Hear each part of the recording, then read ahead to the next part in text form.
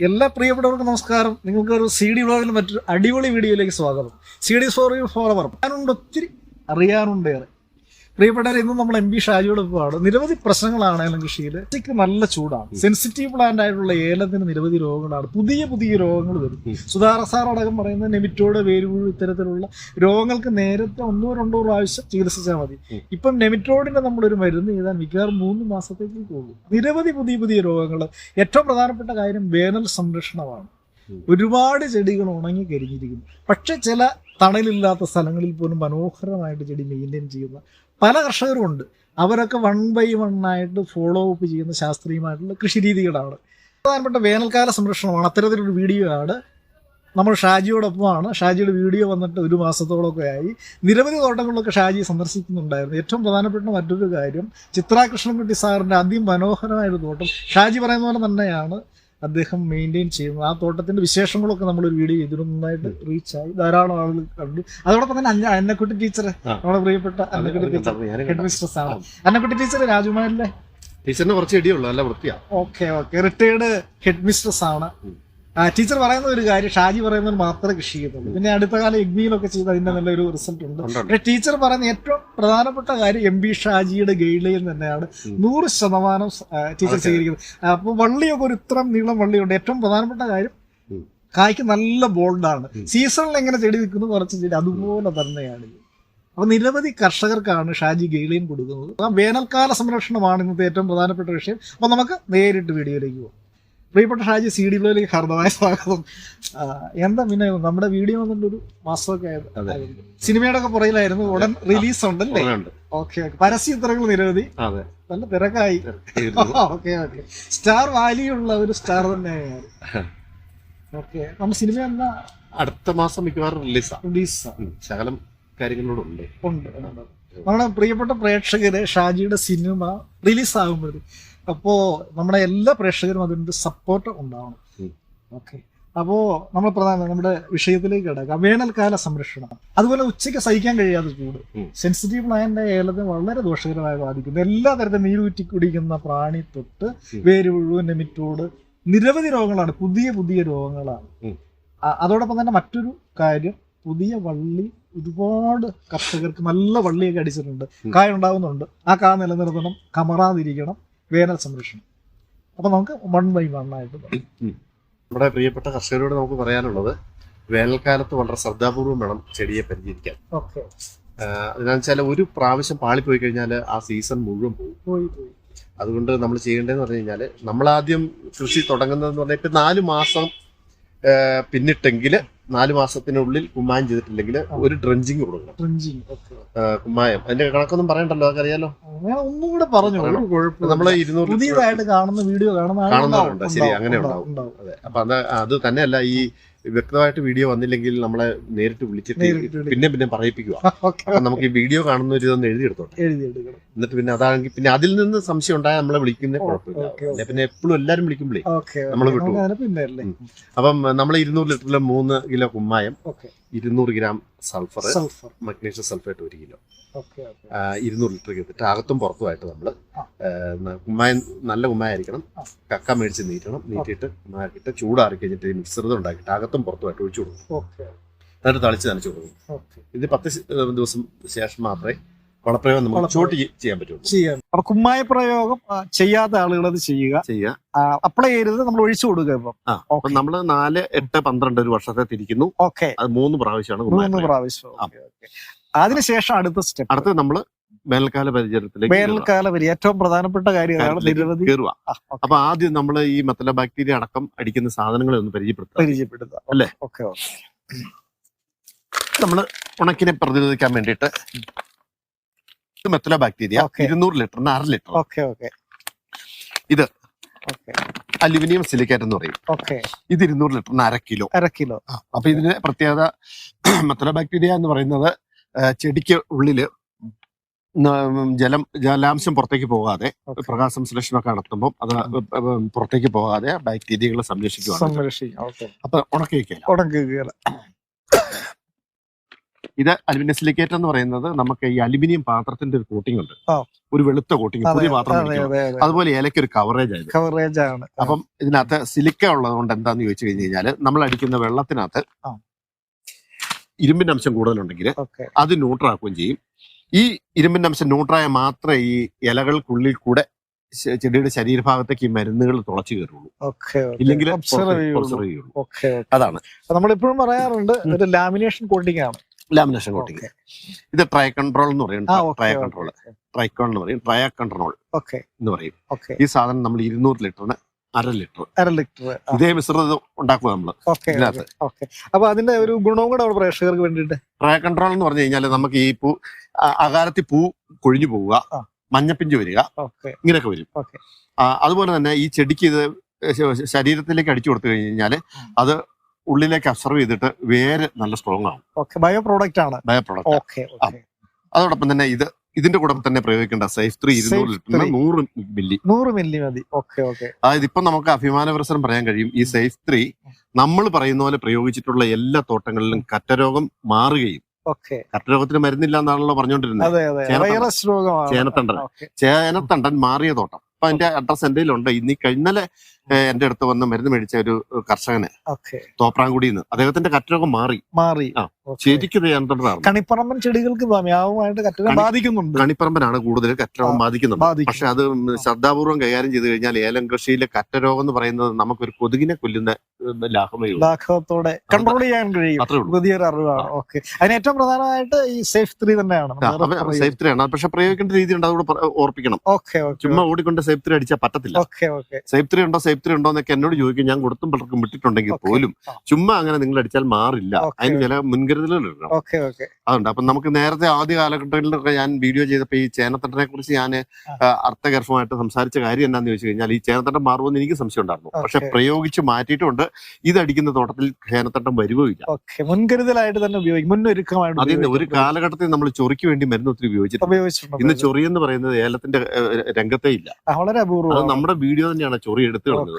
അത് കീടനാശിനിയുടെ അമിത പ്രയോഗമാണ്. ആ കൂട്ടത്തിൽ തന്നെ നമ്മൾ എന്താന്ന് ചോദിച്ചു കഴിഞ്ഞാൽ പ്രകാശ സംശ്ലേഷണം കൂടുതൽ വരാൻ വേണ്ടിയിട്ട് നന്നായിട്ട് നടക്കാനും ചെടിക്ക് പച്ചപ്പ് കിട്ടാനും ചിലേറ്റഡ് മഗ്നീഷ്യം 200 ലിറ്ററിന് 100 ഗ്രാം. ഇത് അതോടൊപ്പം തന്നെ ചെടിയുടെ കരുത്ത് ഉണ്ടാകാനും ശരിക്ക് പച്ചപ്പുണ്ടാകാന് പ്രതിരോധ ശേഷി കൂട്ടാന് ഉണക്കേക്കാതെ നല്ല ബലമുള്ള ശരീരഭാഗം ഉണ്ടാകാനും വേണ്ടിയിട്ടാണ് ചിലേറ്റ കാൽസ്യം 200ന് 100 ഗ്രാം. കാൽസ്യത്തിന്റെ അഭാവം ഉണ്ടാകാൻ പാടില്ല. ഇത്ര സാധനങ്ങളാണ് നമ്മൾ ഈ ഉണക്കിനെ സംബന്ധിച്ച് പരിചയപ്പെടുത്തുന്നത്. ഇത് ലായനിയാക്കിയിട്ട് നമ്മൾ അടിച്ചു കൊടുക്കുകയാണ്. അപ്പൊ ഇതിനകത്തെന്ന് പറഞ്ഞാൽ ഞാൻ 2, 4, 6 ഐറ്റം കാണിച്ചിട്ടുണ്ട്. ഈ 6 ഐറ്റം കൂടെ കൂട്ടി നിർദ്ദിഷ്ട അളവിൽ ഒരുമിച്ചെടുത്ത് പേസ്റ്റ് ആക്കിയിട്ട് വെള്ളത്തിൽ ചേർത്താൽ ഒരു ഗുണവും കിട്ടുന്നില്ല. നമ്മൾ ഒരൈറ്റം എടുത്ത് ഈ കൃഷി മരുന്നുകൾ ഏതൊക്കെയാണെങ്കിലും ഒരു സാധനം എടുത്ത് വെള്ളത്തിൽ കലക്കുന്നു. അത് വെള്ളത്തിൽ കലക്കുമ്പോൾ അതിന്റെ രൂപവും ഭാവവും ആകെ മാറും. അത് നമ്മൾ ഡ്രമ്മിലേക്ക് ഒഴിക്കുന്നു, പകുതി നിറച്ച ഡ്രമ്മിലേക്ക്. അടുത്തത് എടുത്തിട്ട് കഴിയുമെങ്കിൽ ഇതെടുത്ത് കലക്കേന്റെ ആ പാത്രം ഒന്ന് ചുറ്റിച്ച് അതിനകത്തേക്ക് ഒഴിക്കണം. അത് കഴിഞ്ഞ് അടുത്ത മരുന്ന് എടുക്കുന്നു, അത് കലക്കുന്നു, അതും നമ്മൾ ഒഴിക്കുന്നു. വെള്ളത്തിൽ ചേർന്നതിന് ശേഷം മരുന്നുകൾ പ്രയോഗിച്ചു കഴിഞ്ഞു കഴിഞ്ഞാൽ ഒരു പ്രശ്നവുമില്ല. പക്ഷെ ഇതെല്ലാം കൂടെ കൂട്ടി പേസ്റ്റ് ആക്കിയിട്ട് ഒരുമിച്ചിട്ട് കൂട്ടിയിട്ട് അടിച്ച് വെച്ചിട്ട് കഴിഞ്ഞാൽ പ്രയോജനം കിട്ടത്തില്ല. അപ്പം ഇത് നമ്മളൊരു ലായനിയാക്കിയിട്ട് നമ്മൾ അടിച്ചു കൊടുത്തു കഴിയുമ്പോൾ ചെടിയുടെ പ്രതലത്തിൽ ഉണക്കേക്കാതെ നല്ലൊരു കവറിങ് ആയിട്ട് വള്ളിയൊക്കെ ശോഷിച്ചു പോകാതെ വള്ളിയുടെ പോളകളൊക്കെ നല്ല സ്ട്രോങ് ആയിട്ട് നിൽക്കും. അതാണ് ഇതിന്റെ ഒരു പ്രത്യേകത. കമറലൊന്നും ഉണ്ടാകത്തില്ല. പിന്നെ ചെറിയ ചെറിയ കീടങ്ങള് ആക്രമണങ്ങളെയൊക്കെ ഇത് തടയും. പിന്നെ നമുക്ക് തന്നെ അറിയാലോ, നമ്മുടെ ശരീരം സ്ട്രോങ് ആണെങ്കിൽ രോഗങ്ങൾ വന്നു കയറുന്നതിനും അകൽച്ച ഉണ്ടാവും. ഇപ്പോഴും നമ്മുടെ ഒരു ബേസാണ് നമ്മൾ പറയുന്നതാണ്. ദുർബലമായ ശരീരത്തിൽ ദുർബലമായ സസ്യങ്ങളിലാണ് പെട്ടെന്ന് രോഗം. ഷാജി തന്നെയാണ് അതെ ബലഹീനതകളുള്ളിടത്ത് എപ്പോഴും വന്ന് കയറും അസുഖങ്ങൾ. ഇതിന്റെ പ്രത്യേകത എന്ന് പറഞ്ഞാൽ ഇതിനകത്ത് പശ ചേർക്കേണ്ട കാര്യമില്ല. ഈ അലുമിനിയം സിലിക്കേറ്റ് തന്നെ ഒരു പശയാണ്. അപ്പം അതുപോലെ തന്നെ മെത്തനോബാക്ടീരിയക്കകത്തും അതിനെ കൺട്രോൾ ചെയ്ത് നിർത്താനുള്ള സംവിധാനങ്ങളുണ്ട്. ഞാൻ ഈ പശ ചേർക്കണ്ടെന്ന് പറയുന്നതിന്റെ കാര്യം എന്താണെന്ന് വെച്ച് കഴിഞ്ഞാല് പശ അമിതമായിട്ട് ചേർത്ത് കഴിഞ്ഞാൽ ഏലത്തിന് ഏറ്റവും നെഗറ്റീവാണ്. ഞാൻ ആദ്യം പറഞ്ഞുകൊണ്ടിരുന്നത് കീടനാശിനി ഡോസ് കൂട്ടി അടിച്ചു കഴിഞ്ഞാൽ ഏലം പൊള്ളിപ്പോവും, നിങ്ങൾ ഏലകൃഷി നിർത്തണം എന്ന് തന്നെ ഞാൻ പറഞ്ഞിട്ടുണ്ട്. കാരണം കീടനാശിനി വയ്ക്കുമ്പോൾ അതിന്റെ അറ്റം കരിയും, വള്ളി കരിയും, പോളരോഗം ഉണ്ടാവും. അത് മൂലം ചെടിക്ക് പ്രതിരോധ ശേഷി കുറയും. അപ്പം നമ്മൾ കീടനാശിനിയുടെ ഉപയോഗം കുറച്ചുകൂടി കൂടി നമുക്ക് ചൊറിപ്പോയി. പശയുടെ ഉപയോഗം അതുപോലെ തന്നെ ഞാൻ പറയുന്നത്, ക്വാളിറ്റി കുറഞ്ഞ പശയാണെങ്കിൽ അതിന്റെ ശരീരഭാഗം മുഴുവൻ നഷ്ടപ്പെടുത്തി കളയും. Okay okay. ഒന്ന് ഡോസ് കൂട്ടി പശ കൊടുത്തു കഴിഞ്ഞു കഴിഞ്ഞാൽ ഈ സാധനം അങ്ങോട്ട് ഒട്ടിപ്പിടിച്ചിരിക്കും. നമ്മള് എങ്ങനെയാണെന്ന് ചോദിച്ചാൽ ഒരു ഉദാഹരണം ഞാൻ പറയാം. നമ്മള് ചെരുപ്പെടുത്തിട്ടിട്ട് കുറച്ച് പശ ചെരുപ്പേ വെക്കുക, നമ്മൾ കയറി നിൽക്കുക, എന്നിട്ട് നടന്നു നോക്കി, ആ അവസ്ഥയായിരിക്കും ചെടിക്ക്. അത് ഉറപ്പാ. അതുകൊണ്ട് പശ എന്ന് പറയുന്നത് നമ്മുടെ കൃഷി രംഗത്തൊരു ഭയങ്കര വില്ലനാണ്. ഞാൻ അതിനകത്ത് നോക്കിക്കഴിഞ്ഞാൽ അന്ന് ചിത്ര കൃഷ്ണൻകുട്ടി സാറിന്റെ തോട്ടത്തിലൊരു അപാകത പണ്ടേ കാലത്ത് പറ്റിയത് എന്നോട് അദ്ദേഹം പറഞ്ഞായിരുന്നു. അത് കഴിഞ്ഞ് ഒരു തോട്ടത്തിലൂടെ ഞാൻ പോയി, കല്ലാറിലൊരു തോട്ടത്തിൽ പോയി കഴിഞ്ഞിട്ട് അവരുടെ പ്രശ്നം എന്നാന്ന് ചോദിച്ചു കഴിഞ്ഞു കഴിഞ്ഞാല് പച്ചപ്പുള്ള ചെടി, നല്ല വള്ളി, ഇല നല്ല പച്ച വിരിഞ്ഞു നിൽക്കുന്നു, എല്ലാം കൊണ്ട് നിൽക്കുക. അവർ ഒത്തിരി പേരെ കൊണ്ട് കാണിച്ചു, പല മരുന്നുകളെ അടിച്ചടിച്ചടിച്ച് അദ്ദേഹത്തിന്റെ കൈ കഴച്ചു. ഇതിന്റെ പരിഹാരം പൂ വിരിയുന്നില്ല. പൂ വിരിയുന്നില്ല എന്ന് പറഞ്ഞു കഴിഞ്ഞാൽ പെട്ടെന്ന് ഇങ്ങനെയുള്ള ഒരു ചതി ഉണ്ടെന്ന് നമുക്ക് മനസ്സിലാകത്തില്ല. ഞാനൊരു 10 മണിക്ക് വന്നിട്ട് 10-12 മണി ഉച്ച വരെ നോക്കി ഇരുന്നു. നമ്മളും നോക്കിയിട്ട് ഞാൻ ഇന്ന് വരെ പോയിട്ട് ഒരു തോട്ടത്തിൽ പോയിട്ടും ഒരു രോഗം കണ്ടുപിടിക്കാതെ പോന്നിട്ടില്ല. ഞാൻ അവിടെ ഇരുന്നു. അപ്പൊ എനിക്ക് ഒരു ഭയങ്കര ഒരു ബുദ്ധിമുട്ടായി. ഇതിന്റെ കാരണം മനസ്സിലാകുന്നില്ല. നോക്കി ഞാൻ വന്നിട്ട് അപ്പൊ തന്നെ എനിക്കൊരു സംശയം തോന്നി കഴിഞ്ഞ് കഴിഞ്ഞപ്പോഴത്തേക്കും ഞാൻ പറഞ്ഞ ചേട്ടനെ വിളിച്ചിട്ട് പറഞ്ഞു, ചേട്ടാ വിനാഗിരി ഇരിപ്പുണ്ടെങ്കിൽ വിനാഗിരിയും 1 ബക്കറ്റ് വെള്ളം കൊണ്ടുവരാൻ പറഞ്ഞു. എന്നിട്ട് ഈ വള്ളി ഞാൻ പഴന്തുണി ഇട്ടിട്ട് പതുക്കെ വലിച്ചു നോക്കിയപ്പോ മുഴുവൻ ഞോളച്ച് കയറി വരുവാ. അപ്പൊ ഞാൻ പറഞ്ഞു, ചേട്ടൻ ഏത് പശ അടിക്കുന്നതെന്ന് ചോദിച്ചു. പുള്ളിക്ക് 25 ലിറ്റർ പശ അഡ്ജസ്റ്റ്മെന്റ് കിട്ടി. വില കുറച്ച് കിട്ടി. പുള്ളി അത് 100 ലിറ്ററിന് 50 മില്ലി ചേർത്തു. 100 ലിറ്ററിന് 50 മില്ലി ചേർത്തു. പക്ഷെ അതേ പശ ഞാനും എന്റെ കയ്യിലും ഉണ്ട്. അത് എന്റെ ഡോസ് എന്ന് പറഞ്ഞാൽ 100 ലിറ്ററിന് 15 മില്ലിയാണ്. അവിടെയാണ് പുള്ളി 50 മില്ലി കൂടുതൽ അദ്ദേഹം ഉപയോഗിക്കുകയും ചെയ്തു. നമ്മളെ ഈ റബ്ബർ പാലിനകത്ത് മുക്കിയിട്ട് നിർത്തിയേക്കുന്നതിലായിരുന്നു. അവസാനം എന്നായെന്ന് വെച്ച് കഴിഞ്ഞാൽ നമ്മളത് പരിഹരിച്ചത് വിനാഗിരി ചേർത്ത് പതുക്കെ ശകലം വിനാഗിരി ചേർത്തിട്ട് വെള്ളം അടിച്ചടിച്ചടിച്ച് കളഞ്ഞിട്ട് സംഗതി നോക്കിക്കഴിഞ്ഞപ്പോഴത്തേക്കും അതിനു മുമ്പ് പുഷ്പിക്കാത്ത ചെടികള് അതിനുശേഷം നല്ല ഇതായിട്ട് വന്നു. നിസ്സാര കാര്യമല്ലേ ഉള്ളൂ. പശ കൂടുതൽ ചെന്ന് കഴിഞ്ഞാൽ പോളിനേഷൻ പോലും നടക്കില്ല. തേനീച്ച വരിയല്ല ഒട്ടിപ്പോവും. അതല്ല, തേനീച്ചയ്ക്ക് അത് മടുപ്പാവും. കാരണം സഞ്ചാര സ്വാതന്ത്ര്യം നഷ്ടപ്പെടുത്തുക. അത് പശ അടിച്ചു കഴിഞ്ഞിട്ട് അപ്പൊ അന്ന് ദിവസം വന്നിട്ട് പിറ്റേ ദിവസം രാവിലെ മഞ്ഞ് വന്നു കഴിയുമ്പോ പശ പിന്നെ ഇളകി വരും. അന്നേരം ഈ പറഞ്ഞാൽ ഒട്ടൽ വരും. അന്നേരത്തേക്കും ഈ തേനീച്ചയും വിട്ടുപോകും. പശ ഇപ്പൊ സൂക്ഷിച്ച് ഉപയോഗിച്ചില്ല യഥാർത്ഥ ഉപയോഗിക്കാണ്ടിരിക്കുകയാണെങ്കിലും കുഴപ്പമില്ല. കാരണം എന്താണെന്ന് വെച്ച് കഴിഞ്ഞാല് ഈ എല്ലാ കോമ്പൗണ്ടുകളുടെ അടുത്തും നേരിയ ശതമാനം അത് ഉപയോഗിക്കാൻ പാകത്തിന് പശയുണ്ട്. നമ്മുടെ എല്ലാ കീടനാശിനികളും കുമിളനാശിനികളും ഒക്കെ ഒരളവ് പശയുണ്ട്, ഒരു നേരിയ അളവ് പശയുണ്ട്. പക്ഷെ അത് നമ്മള് ഈ മരുന്നടിക്കുമ്പം ശ്രദ്ധാപൂർവം ചെയ്യാൻ കഴിയാത്തതുകൊണ്ട് ഈ തുളച്ചു കയറാനൊക്കെ മരുന്നടിക്കാന്ന് പറഞ്ഞു കഴിഞ്ഞാൽ അങ്ങനെ രാവിലെ നമ്മൾ മരുന്നടിക്കാൻ തുടങ്ങുമ്പോൾ തന്നെ നമ്മുടെ മനസ്സിലെ ലക്ഷ്യം എന്ന് പറയുന്നത് എപ്പോഴാണ് തീർത്തു പോകണമെന്നല്ലേ. അപ്പൊ നമുക്ക് ആ ഒരു അരോസരാവസ്ഥ നമ്മുടെ മനസ്സിലുണ്ട്. അപ്പൊ നമ്മുടെ അടി മോശമാവും. അതുകൊണ്ടാണ് നമ്മൾ തുള്ളിക്ക് പശ 15 മില്ലി ചേർത്ത് വിടുന്നത്, തെറിക്കാൻ വേണ്ടി. അത് കൂടിപ്പോകരുത്, സ്പ്രെഡ് ആവും. അപ്പൊ അതുപോലെ തന്നെ ഇതുപോലെ തന്നെ നമ്മൾ ബാക്ടീരിയകൾ കൊടുക്കുന്ന സമയത്താണെങ്കിൽ പോലും പശ കൊടുത്തു കഴിയുമ്പോൾ കൂടുതൽ പശ കൊടുത്തു കഴിഞ്ഞു കഴിഞ്ഞാൽ ബാക്ടീരിയകളുടെ പ്രവർത്തനത്തെ ബാധിക്കും. അപ്പം ഇപ്പൊ ഞാനിപ്പോ ഈ കർഷകർക്ക് പലതരത്തും ഈ അമിതമായിട്ട് കൊണ്ട് പശ ശരിക്കും അടിച്ച് പിടിപ്പിച്ച് കയറ്റിയേക്കാന്നും പറഞ്ഞുകൊണ്ട് കയറ്റുന്ന കർഷകരുണ്ട്. അങ്ങനെ വരുന്നത് നെഗറ്റീവാണ്. സുധാകർ സാർ ഈ മുന്നറിയിപ്പ് കഴിഞ്ഞ വർഷം തന്നെ ഇങ്ങനെ പറഞ്ഞത്, ഏറ്റവും ക്വാളിറ്റിയുള്ള ബ്രാൻഡഡ് കമ്പനിയുടെ നിർദ്ദിഷ്ടമായിട്ടുള്ള ഡോസിൽ മാത്രം പശ ഉപയോഗിക്കുക, അതിനപ്പുറത്തേക്ക് ഉപയോഗിക്കാൻ നാശം തന്നെ ഉണ്ടാകും എന്നുള്ളതാണ്. അത് തന്നെയല്ല, ഈ പശ എന്ന് പറയുന്ന സാധനം പിന്നെ നല്ല മുടക്കുമതി വെച്ച് നോക്കുമ്പോൾ നല്ല ലാഭമുള്ള സാധനമാണ് വിൽക്കാൻ. ലാഭമുണ്ട്. അപ്പൊ ലാഭമുള്ള സാധനം കൂടുതൽ വിറ്റെടുക്കുക എന്നുള്ളതല്ലേ. അപ്പൊ അന്നേരം ആ വിറ്റെടുക്കണമെങ്കിലോ കർഷകർ കൂടുതൽ ഡോസ് ഉപയോഗിക്കണം. അന്നേരം അവരുടെ ചെടി പോകും. അത് പ്രത്യേകം ശ്രദ്ധിക്കണം. പോളരോഗം ഉണ്ടാകുന്നതിനും കാരണം പശയാ. ഈ പോള കയറ്റി അടഞ്ഞിരുന്നു കഴിഞ്ഞാൽ അതിനകത്ത് വായുസഞ്ചാരം ഇല്ലായിരിക്കുമല്ലേ. പശ ഉപയോഗിക്കുമ്പോൾ എല്ലാവരും മനസ്സിൽ ഇത്രയും വിചാരിക്കുക, ഒരാളെ പിടിച്ച് റബ്ബർ പാലിനകത്ത് മുക്കിയിട്ട് ഇറക്കി വിടുന്നത് എങ്ങനെയാണോ അതായിരിക്കും കൂടിപ്പോയാലും അതാണ്.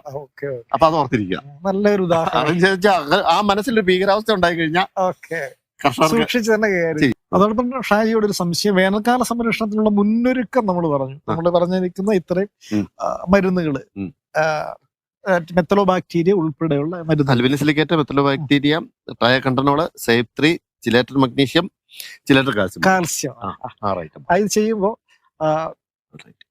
നമ്മള് സാധാരണ ഇത് അടിക്കാൻ പാടില്ല, അതിന് മുമ്പ് കാര്യങ്ങളുണ്ട്. അതിനു മുമ്പ് അതാണ്. അടിക്കാൻ പാടില്ല. ഓക്കെ അതായത് ഈ ചെടി സാധാരണ ഹെൽത്തി ആയിട്ടുള്ള ചെടിയിൽ മാത്രമാണ് ഇത് പ്രയോഗിക്കാവുന്ന ഇടയ്ക്ക് ഷാജി പറയുന്നത്. അതിന്റെ മുന്നൊരുക്കം ഇത് അടിക്കാൻ പാടില്ല, അടിക്കാൻ പാടില്ല. ഓക്കെ അത് ഞാൻ പറയുക. എങ്ങനെയുള്ള ചെടികൾക്കാണ് അടിക്കാന്ന് പറഞ്ഞു കഴിഞ്ഞാൽ എല്ലാ ചെടികൾക്കും അടിക്കാം. പക്ഷെ ഒരു കാര്യമുണ്ട്, നമ്മള് ഈ ഫംഗസിന് മരുന്നടിക്കണം, തണ്ടുവരപ്പനടക്കമുള്ള കീടങ്ങൾക്ക് മരുന്നടിക്കണം.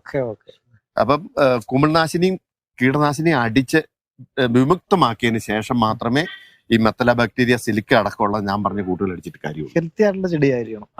ഹെൽത്തി എന്ന് പറഞ്ഞു കഴിഞ്ഞാല് കീടങ്ങളും രോഗങ്ങളും മുക്തമായിരിക്കണം. 5 ദിവസം മാത്രമേ ഉള്ളൂ. അല്ലാതെ നമ്മൾ ഇതിനെ വെച്ചിട്ട് കോട്ടിംഗ് ഉണ്ടാക്കി അകത്ത് വെച്ച് കഴിഞ്ഞാൽ ഈ രോഗങ്ങൾ നിൽക്കുമ്പം ഒറ്റ കാരണവശാലും ചെടി നന്നാകല. അപ്പം പല കർഷകരും പറയുന്നത് എന്ത് ചെയ്തിട്ട് അവരുടെ ചെടി നന്നാകുന്നില്ല എന്ന് പറയുന്ന ഒരു കാര്യം. ഫിസേറിയുള്ള ചെടിയേല് അതിന്റെ പുറത്ത് കൊണ്ട് ഇത് അടിച്ചാൽ പ്രയോജനം ഉണ്ടാകുകയില്ല. ഫിസോറിയത്തിനും കാൽസ്യം അബ്സർവ് ചെയ്യാൻ പറ്റും. തണ്ടുവരപ്പന ഉള്ള ചെടിക്ക് തണ്ടുവരപ്പന അടിക്കുമ്പോൾ അവർക്കും ഈ കൊടുക്കുന്ന കാൽസ്യം അബ്സർവ് ചെയ്യാൻ പറ്റും. അപ്പം അങ്ങനെ അബ്സർവ് ചെയ്യുമ്പോൾ അവർക്കും പ്രതിരോധമാകിയല്ലേ. അപ്പൊ അങ്ങനെ വന്നു കഴിയുമ്പോഴത്തേക്കും നമ്മൾ 5 ദിവസം കഴിഞ്ഞിട്ട് കീടനാശിനി കുമിൾനാശിനി അടിച്ച് 5 ദിവസം കഴിഞ്ഞിട്ട് ഈ മെത്തലോ ബാക്ടീരിയയുടെ കൂട്ട് അടിച്ചു കൊടുക്കാം. പ്രായോഗികമായിട്ട് ഞാൻ ഒരു കാര്യം പറയാം. നമ്മൾ ഈ പറഞ്ഞ കൂട്ടില്ലേ 6 എണ്ണം, ഈ 6 എണ്ണം അടിക്കുമ്പോൾ നമുക്കത് കീടനാശിനിയുടെ കൂടെ അടിക്കാം. ഡെഡ് ആകുന്നില്ല. അതാണ് അതിന്റെ പ്രത്യേകത എന്ന് പറഞ്ഞു കഴിഞ്ഞാൽ. ലാംഡ പോലുള്ള കട്ടി കീടനാശിനി അടിക്കല്, ലാംഡ അടിക്കുക ചെയ്യല്.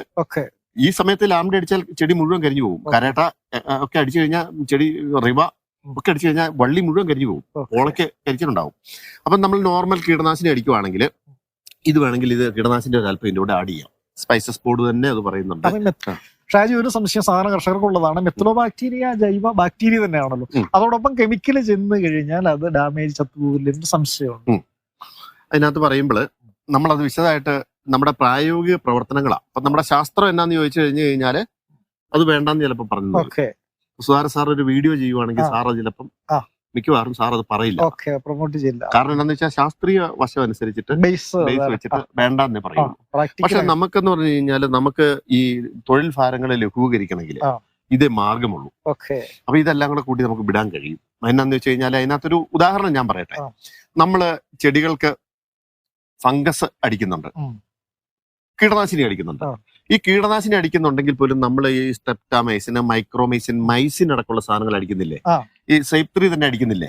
അപ്പൊ ഈ കീടനാശിനികൾ കൊണ്ട് ബാക്ടീരിയ നശിച്ചു പോകുമെങ്കിൽ എന്തുകൊണ്ട് ചെടിക്ക് ബാക്ടീരിയ രോഗങ്ങൾക്ക് കീടനാശിനി ഫലപ്രദമാകുന്നില്ല? മനസ്സിലായോ?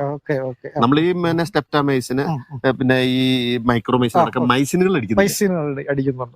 ആ കീടനാശിനി അടിക്കുന്നുണ്ടെങ്കിലും മൈസിനുകൾ അടിക്കുന്നുണ്ട്. ആ മൈസിൻ അടിക്കുന്നത് ബാക്ടീരിയ മൈസിൻ. അപ്പൊ ബാക്ടീരിയ മൈസിൻ നമ്മൾ ചെടിക്ക് ആന്റി ബാക്ടീരിയൽ ആയിട്ട് അടിച്ചു കൊടുക്കുന്നുണ്ട്. അപ്പൊ കീടനാശിനി അടിച്ചു കഴിഞ്ഞാൽ ബാക്ടീരിയ പോവുമെങ്കിൽ ആ കീടനാശിനി മാത്രം അടിച്ചാൽ പോരല്ലോ, മൈസിൻ അടിക്കുന്നില്ലേ. അപ്പൊ ഒരു കാരണവശാലും ഒരു ബാക്ടീരിയ കൊല്ലുന്ന, അപ്പൊ ഒരു കാരണവശാലും ഒരു ബാക്ടീരിയയെ ഈ കീടനാശിനി കൊല്ലുന്നില്ല. പ്രവർത്തനങ്ങൾ കുറച്ച് സ്ലീപ്പിംഗ് ആക്കാൻ കഴിയും, അത്രേ ഉള്ളൂ. അതായത് 100% എന്നുള്ളത് 85% ഈ സംഭവം കീടനാശിനിയുടെ കൂടെ വർക്ക് ചെയ്യാൻ പറ്റും. 100% എഫക്റ്റീവ് അല്ലെങ്കിൽ നമ്മുടെ 85%. അപ്പൊ നമുക്ക് ഇതെന്നാ കർഷകരുടെ പണിക്കൂലിയൊക്കെ വെച്ച് നോക്കുമ്പോൾ ചെയ്യാം. ബാലൻസിങ് സമ്പ്രദായമാണ് നമ്മൾ. ബാലൻസിങ് സമ്പ്രദായം. അതുകൊണ്ട് അതിനെ കുറിച്ച് ബേജാറാവട്ടെ യാതൊരു കാര്യമില്ല. അപ്പൊ ഉപയോഗിക്കാം. അപ്പൊ ഇതുകൊണ്ട് നമുക്ക് ഇത്രയും പറഞ്ഞപ്പോ ഇപ്പൊ നമ്മളെവിടെ പറഞ്ഞു നിർത്തിയ നമ്മൾ ഈ പറഞ്ഞ ഈ കൂട്ട് അടിക്കുന്നതിന് മുമ്പായിട്ട് കീടങ്ങളും രോഗങ്ങളും മുക്തമാക്കണം. ചെടി ഹെൽത്തി ആയിരിക്കണം, പൂർണ്ണ ആരോഗ്യമുള്ള ചെടി ആയിരിക്കണം. പിന്നെ ഈ പറഞ്ഞ കൂട്ടുകള് ഈ ഫോളിയാർ 19 കൂടെ മൈക്രോഫുഡ്, ബോറോണ്, കാൽസ്യം, ഇതിന്റെ എല്ലാം കൂടെ ആഡ് ചെയ്യാവുന്നതായത്. ഇത് ചെയ്യാൻ കഴിയും. യഥാർത്ഥത്തിൽ നമ്മളിപ്പോ ചെയ്യേണ്ടത് എന്താന്ന് വെച്ചാൽ ഒരു വസ്തുതാപരമായിട്ടൊക്കെ പറയട്ടെ, ആൾക്കാർക്ക് എഴുതാൻ പാകത്തിന്. അതായത് നമ്മുടെ മെത്തലോ ബാക്ടീരിയ അടിക്കുന്നതിന് മുമ്പ് എന്തെല്ലാം കാര്യങ്ങൾ ചെയ്യണം. മെത്തലോ ബാക്ടീരിയ അടിക്കുന്നതിന് മുമ്പ് പ്രാക്ടിക്കലായിട്ട് അത് എഴുതാൻ പാകത്തിന് പറയാം. 200 ലിറ്റർ വെള്ളത്തിൽ പ്രോപിനോബാസ് 150 മില്ലി. അപ്പൊ 175 ആവുന്നുള്ളൂ, അത് മതി. അത് തന്നെ. Mango sip 250 gram 200 litre. Hexaconazole വെള്ളത്തിൽ ഉണ്ടാക്കിയ SC 250 മില്ലി.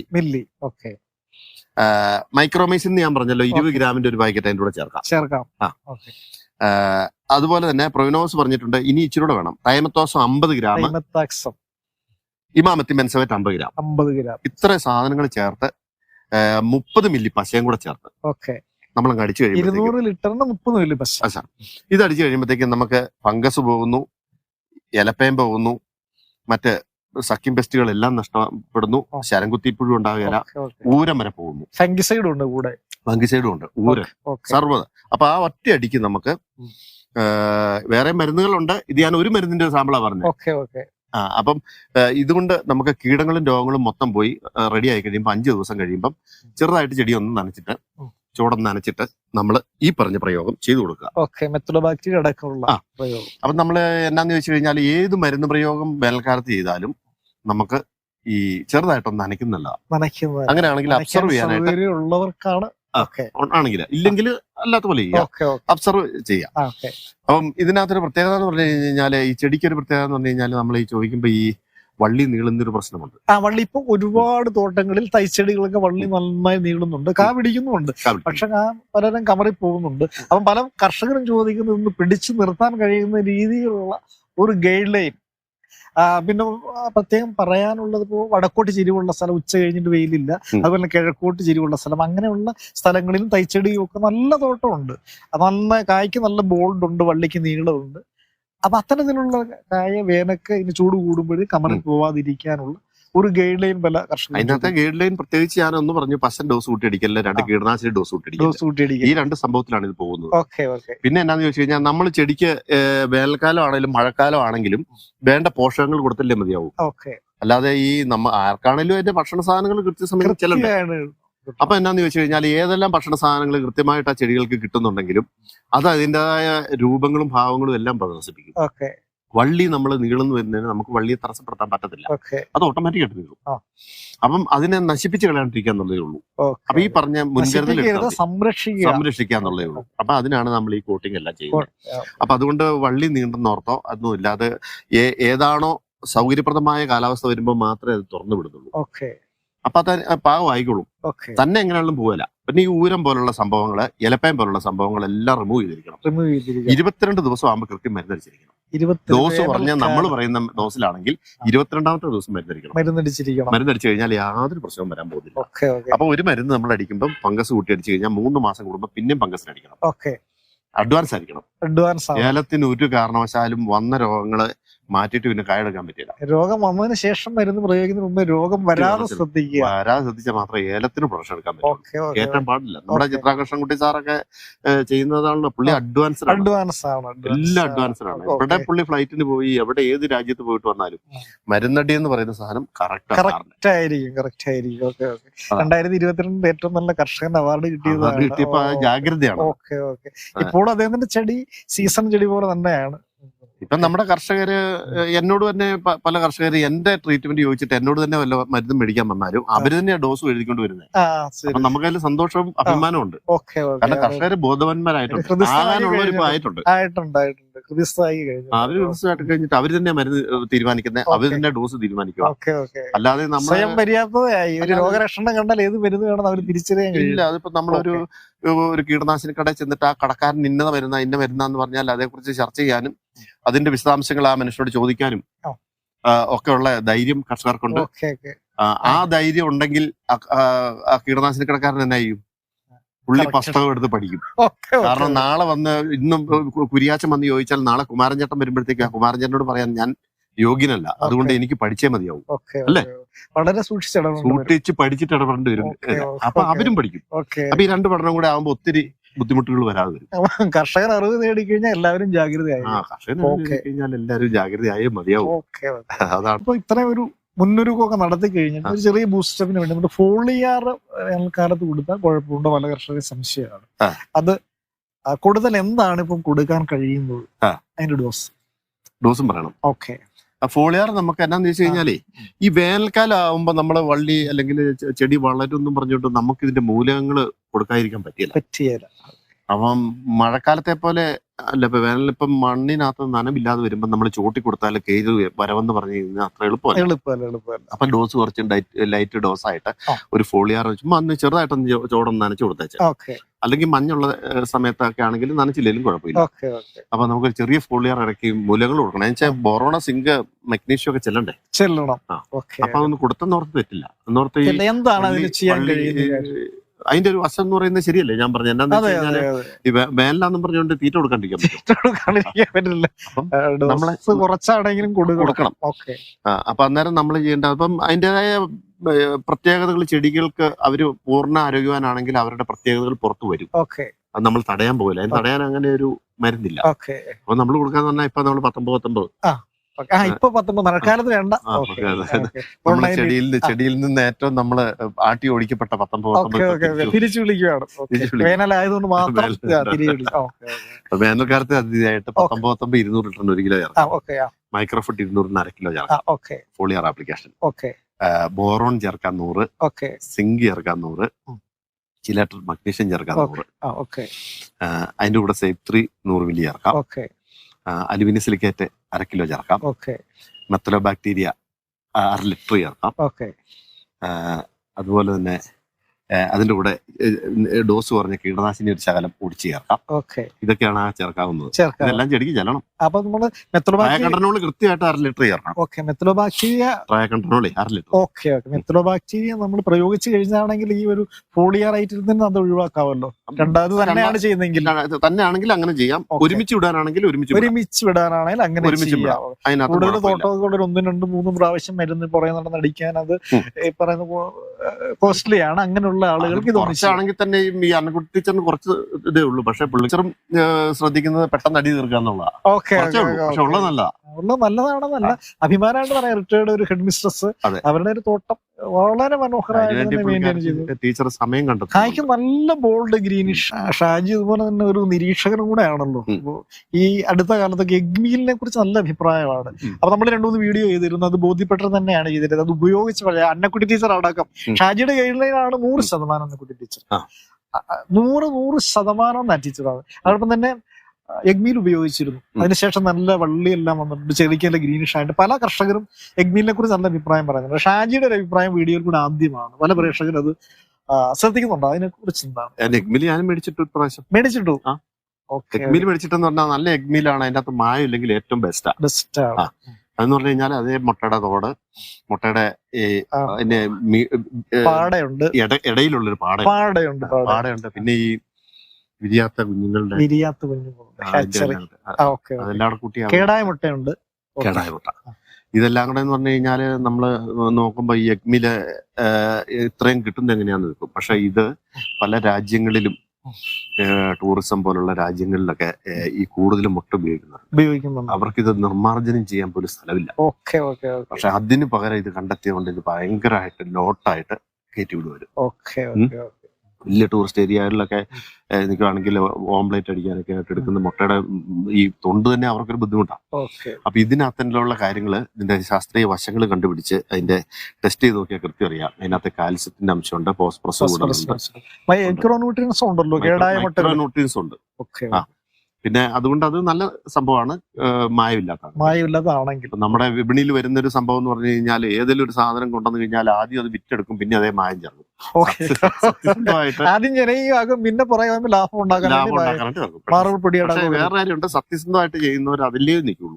കാരണം എന്താണെന്ന് ചോദിച്ചു കഴിഞ്ഞാൽ മായമായിട്ട് പോയി കഴിയുമ്പം ഈ കർഷകരെല്ലാം നശിച്ചു പോയി കഴിഞ്ഞിട്ട് പിന്നെ ആർക്ക് വേണ്ടി പിന്നെ വിൽക്കാൻ.